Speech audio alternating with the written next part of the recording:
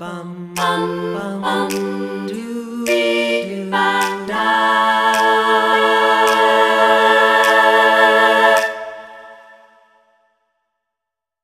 They say history repeats itself.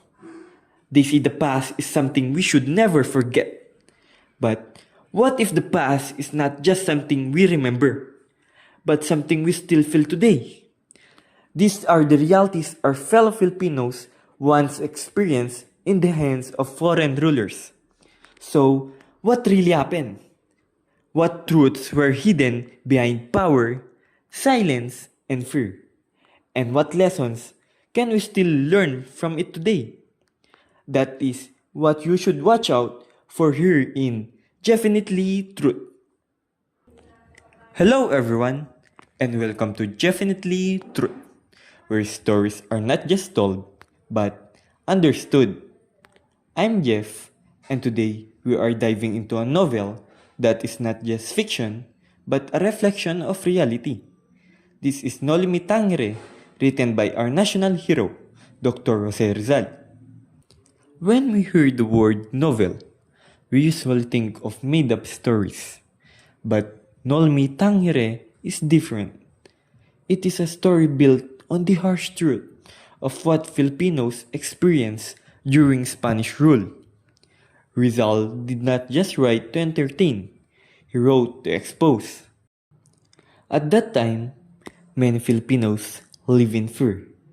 Speaking against those in power could cost you your freedom, your family, or even your life. Education was limited, opportunities were controlled, and justice was not always fair.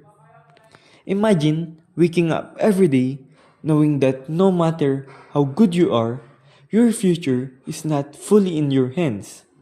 That was the reality for many Filipinos during that time.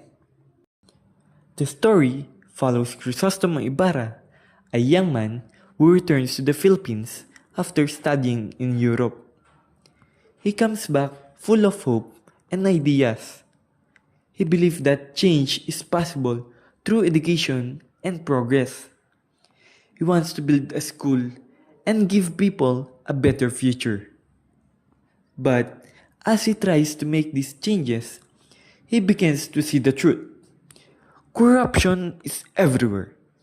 People in power abuse their authority, and those who try to stand up are often silenced.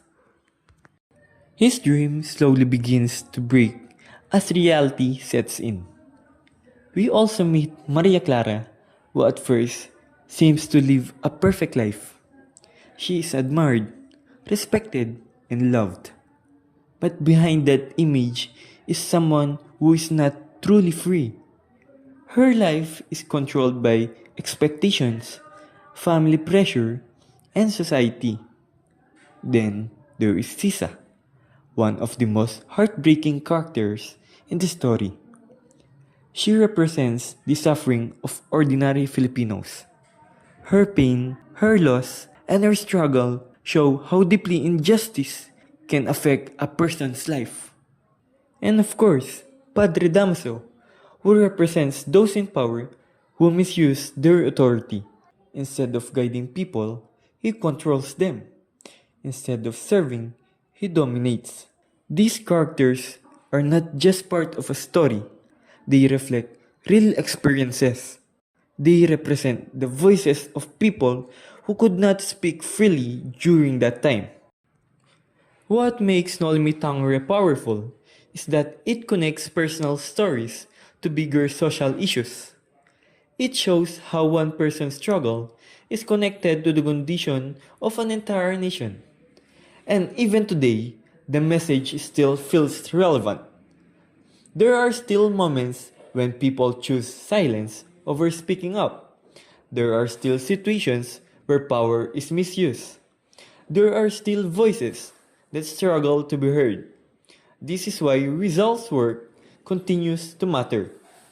He used writing as a way to fight, not with violence, but with truth.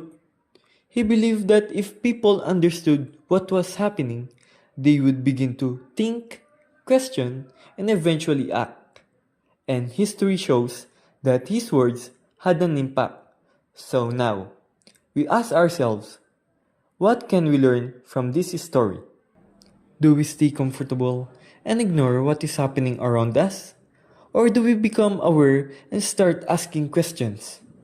Do we accept things as they are? Or do we find the courage to stand for what is right? Noli Tangere is more than just a novel.